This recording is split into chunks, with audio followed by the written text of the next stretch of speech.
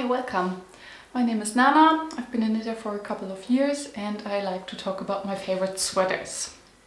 Today it is the No Frills Sweater by PetiteKnit. Here it is, and you might notice that there is something very different about the neck.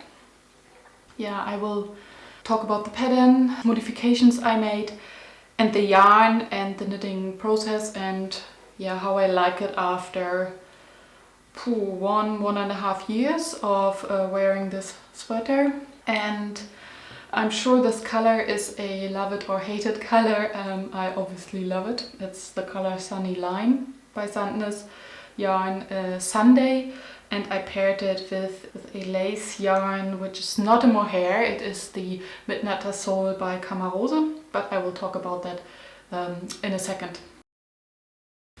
First, regarding the knitting experience. So this sweater is knitted on 4mm needles with a gauge of 21 stitches and 28 rows. So it is tedious. There is a lot of knitting involved. And the ascent to peak knit, about which I talked in my No Frills Sweater video previously, is also a bit tough. The rows are getting longer and longer and longer, and you will be looking forward to separating body and sleeves. But on the other hand, the yarn is so soft and it feels so luxurious to pick it, to hold it, and that makes it very comforting in a way. Comforting and meditative also. But it's not a fast knit. And I think it's one of PetiteKnit's most bought sweaters. I didn't know it at that time. I was just wondering why she's never advertising it on her Instagram, and much later I realized because she doesn't have to. People knit it anyway. I was just browsing through her patterns and I thought, this looks like a good, basic, simple sweater. Let's try this one. Yeah, let's talk about the construction. It is a very simple raglan sweater, so I guess that's the charm of it. So what you do is you pick up stitches for the neck, you knit the neck, and then you create the neckline to elevate the back by knitting German short rows along the neck, while already making increases for the raglan lines. And then you knit the raglan yoke and separate between body and sleeves. And finish with an Italian bind off. Yeah, normally it has 1x1 ribbing. And it has very thin raglan lines, just one stitch that go quite deep. Yeah, and a similarity or differences between raglan sweater patterns, because I also own the pattern for the No Frills Sweater by PetiteKnit. I could basically compare them next to each other. And they are very similar, very similar. The gauge is a bit different. This one has 21 stitches, the Louvre 20, but otherwise very similar, especially now since I knitted a mock neck, which is similar to what the Louvre sweater suggests. And then there is this Italian cast on. I talked about it in my No Frills Sweater video previously. The Italian cast on is brutal, especially if you're not an experienced knitter, because you have to do a movement sequence like this and count at the same time.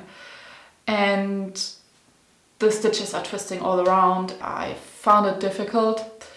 And also if the neck and the cast on and the neck is the first thing you knit, then you really don't have much chances for modifications anymore. And therefore I would always recommend you to do a provisional cast on. I don't know why I don't hear about it more often, but a provisional cast on gives you the chance to get your knit under control. And especially when you're new to knitting, the sense of having things under control, I think, is crucial to keep up motivation. Yeah, I can show you actually how to do a provisional cast on. There are multiple methods. I would take it easy and just use a contrasting yarn, knit 1 or 2 rows, and then switch to your actual knit work.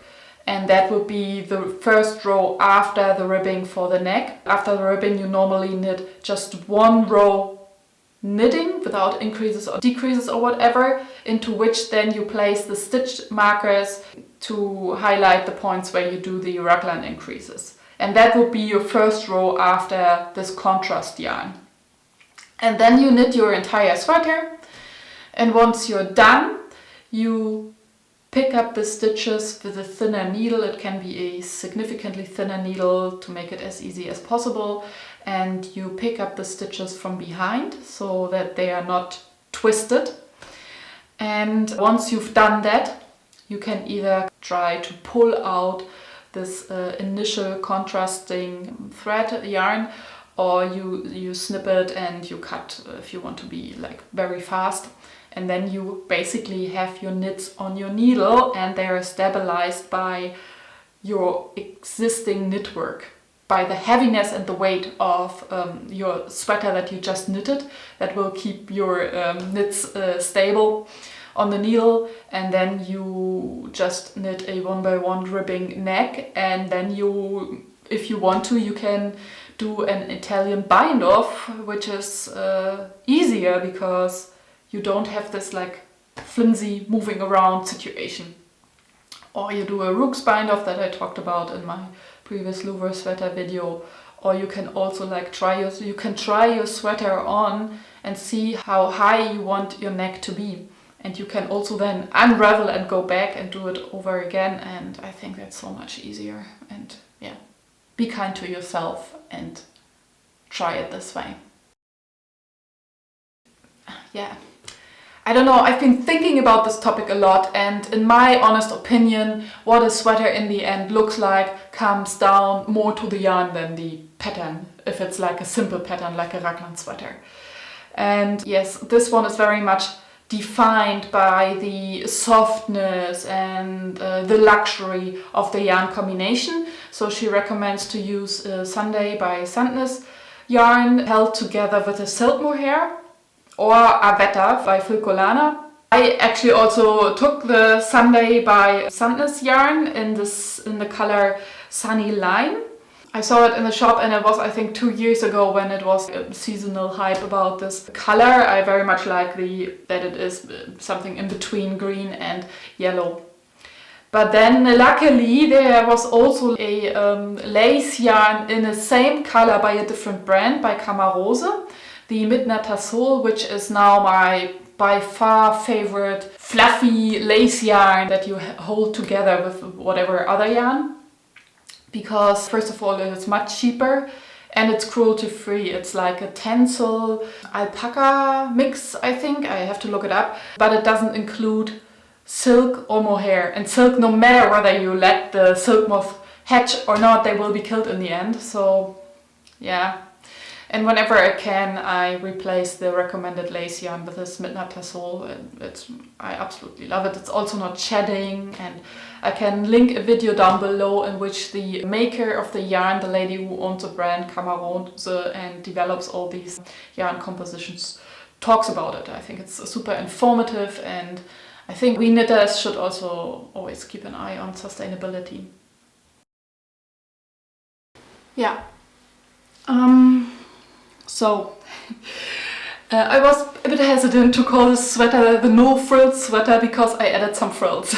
It was the second sweater I bought a pattern for, and therefore I was not super experienced, but at that time I was very much into 2x2 ribbing, so I added 2x2 ribbing to the cuffs and the hem. I tried on the sweater.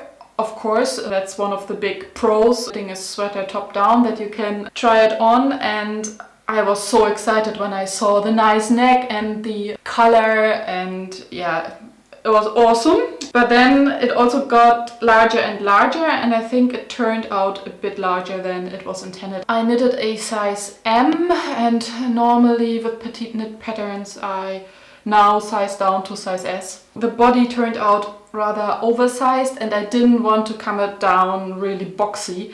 I would have liked to be a bit more V-shaped. And I did the mistake that I wanted to do decreases, but I didn't place them at the sides, but distributed them evenly around the body.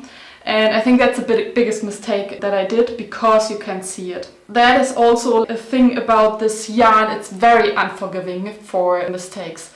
You will see imperfections. And because you shape the neck with German short rows, So you have to purl, and many people, including myself, they have a different tension when they purl compared to when they knit, and so you see a slight unevenness between the rows.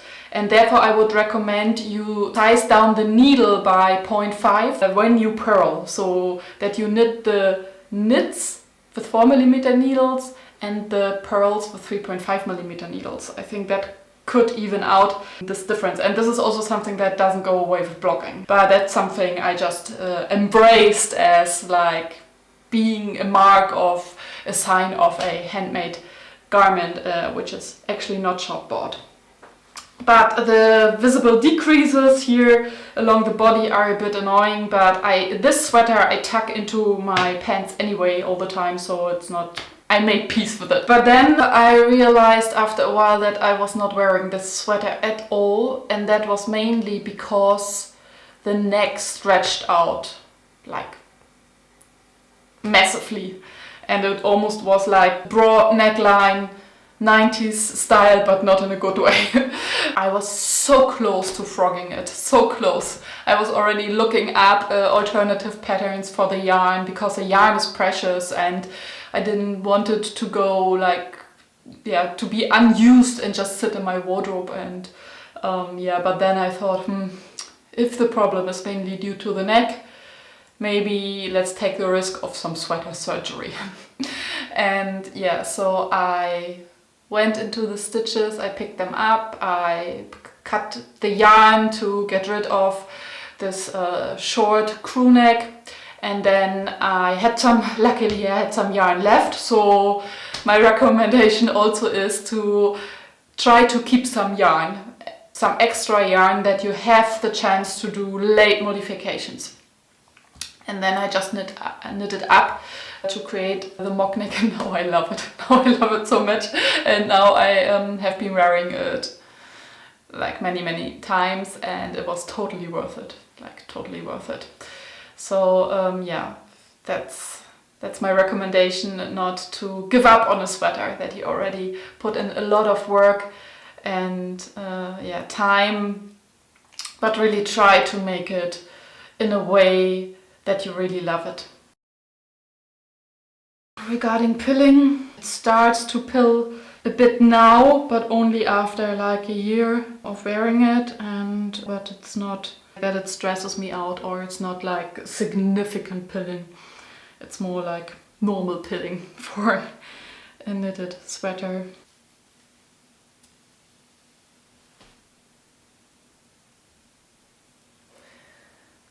Would I knit this pattern again?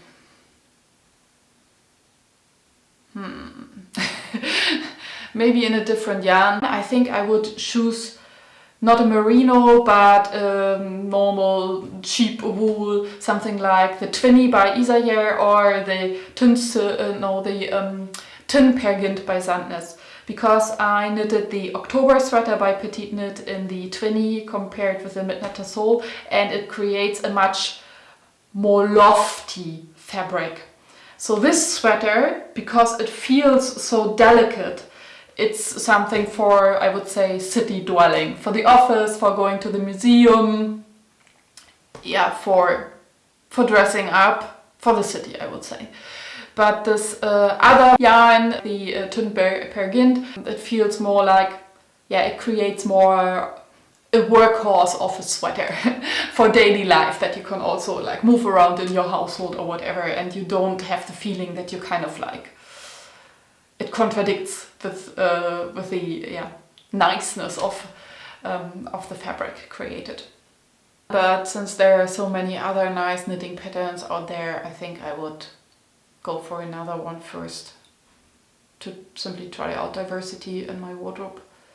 So I hope this video helped you to get a better idea of whether you want to knit the No Frills Sweater by PetiteKnit, yes or no.